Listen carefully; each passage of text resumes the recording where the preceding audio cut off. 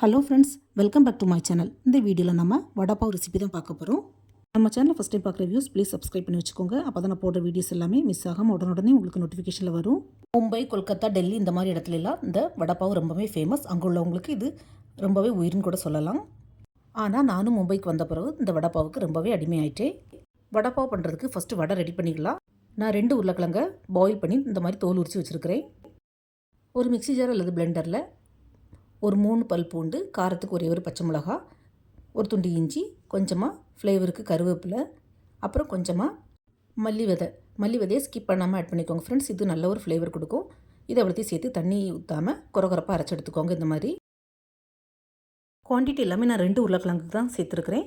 நீங்கள் குறவோ கூடுதலாக உங்கள் தேவைக்கு தக்கன அட்ஜஸ்ட் பண்ணிக்கோங்க. இப்போ உருளைக்கிழங்கு நல்லா மசிச்சு விட்டுக்கலாம்.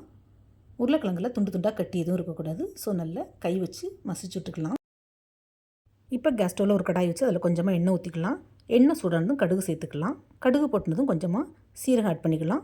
கடுகும் சீரகம் நல்லா போட்டுனதும் நம்ம 1-2 பொடிச்சு வச்சுருக்கிற அந்த பச்சை மிளகா பேஸ்ட்டை சேர்த்துக்கலாம். இந்த கோஸாக பொடிச்ச மசாலாவை சேர்த்து நல்லா ஃப்ரை பண்ணி விடணும்.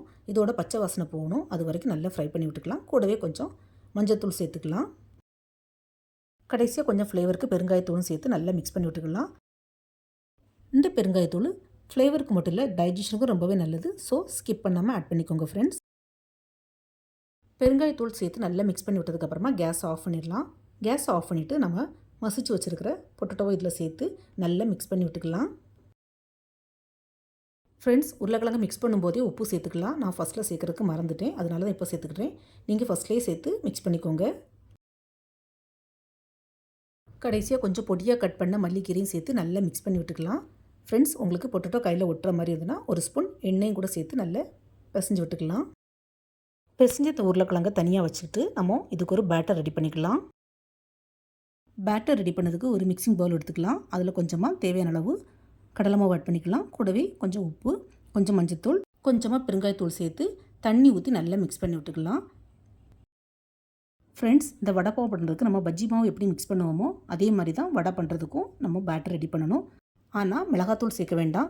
இல்லை உங்களுக்கு மிளகாத்தூள் சேர்த்தா தான் ஃப்ளேவர் பிடிக்குன்னா கொஞ்சமாக சேர்த்துக்கலாம், தப்பு இல்லை. இந்த பேட்டர் பார்த்திங்கன்னா ரொம்பவும் கட்டியாக இருக்கக்கூடாது, ரொம்பவும் தண்ணியாக இருக்கக்கூடாது. ஸோ அதை மட்டும் கொஞ்சம் கவனமாக பார்த்துக்கோங்க. நம்ம டிப் பண்ணுற பேட்டர் ரொம்ப திக்காக இருந்துச்சுன்னா வடை சாஃப்டாக இருக்காது. ஸோ கொஞ்சம் லிக்விடாகவே பிசைஞ்சு எடுத்துக்கோங்க. இப்போ கையில் கொஞ்சமாக எண்ணெய் தடவிட்டு நம்ம மிக்ஸ் பண்ணி வச்சுருந்த பொட்டேட்டோவை டிவைட் பண்ணி எடுத்துக்கலாம். நான் மிக்ஸ் பண்ணி வச்ச பொட்டேட்டோவை 3ஆக டிவைட் பண்ணி எடுத்துருக்கிறேன். சைடில் ஒரு கடாயில் கொஞ்சமாக எண்ணெய் காய்ச்சிக்கலாம். எண்ணெய் நல்லா சூடானதும் பொட்டேட்டோவை ஒன்றா எடுத்து பேட்டரில் நல்லா டிப் பண்ணி ஆயிலில் போட்டு ஃப்ரை பண்ணி எடுக்கணும். வடையை போடும்போது எண்ணெயில் ஒன்றோடு ஒன்று ஒட்டாமல் மட்டும் பார்த்துக்கோங்க. அதே மாதிரி ஒரு வடை நல்லா வெந்ததுக்கப்புறமா அடுத்த சைடில் திருப்பி விட்டுக்கலாம். பாருங்கள், வடை கொஞ்சம் கூட கிராக் விடாமல் பந்து மாதிரி சூப்பராக பொங்கி வந்திருக்குது. நம்ம ஒரு சொட்டு கூட சோடாப்பு சேர்க்கவே இல்லை. சிலவங்க பார்த்திங்கன்னா இந்த பஜ்ஜி பண்ணும்போது சோடாப்பு சேர்த்து பண்ணுவாங்க. ஆனால் அது சாஃப்டாக இருக்கும், பட் எண்ணெய் நிறைய குடிக்கும். நம்ம பஜ்ஜி, போண்டா எது போடுறதா இருந்தாலும் சாஃப்டாக வர்றதுக்கு ஒரு டிப்ஸ் என்னென்னா, பேட்டரை கொஞ்சம் சீக்கிரமாகவே நம்ம ரெடி பண்ணி வச்சுட்டா பஜ்ஜி ரொம்ப சூப்பராக வரும், கொஞ்சம் கூட கிராக்கே விடாது. ஸோ அந்த மாதிரி ட்ரை பண்ணி பாருங்கள் ஃப்ரெண்ட்ஸ். வடையை சுட்டு எடுத்ததுக்கப்புறமா ஒரு 3 பச்சை மிளகாவை நான் இதே மாதிரி எண்ணெயில் வறுத்து எடுத்துருக்கிறேன். இந்த பச்சை மிளகாவை நம்ம வடைப்பாவுக்கு, அதாவது பாவுக்கு உள்ளால வச்சு சாப்பிட்டா செம்ம டேஸ்ட்டாக இருக்கும். ஆனால் சுத்தமாக காரம் இருக்காது.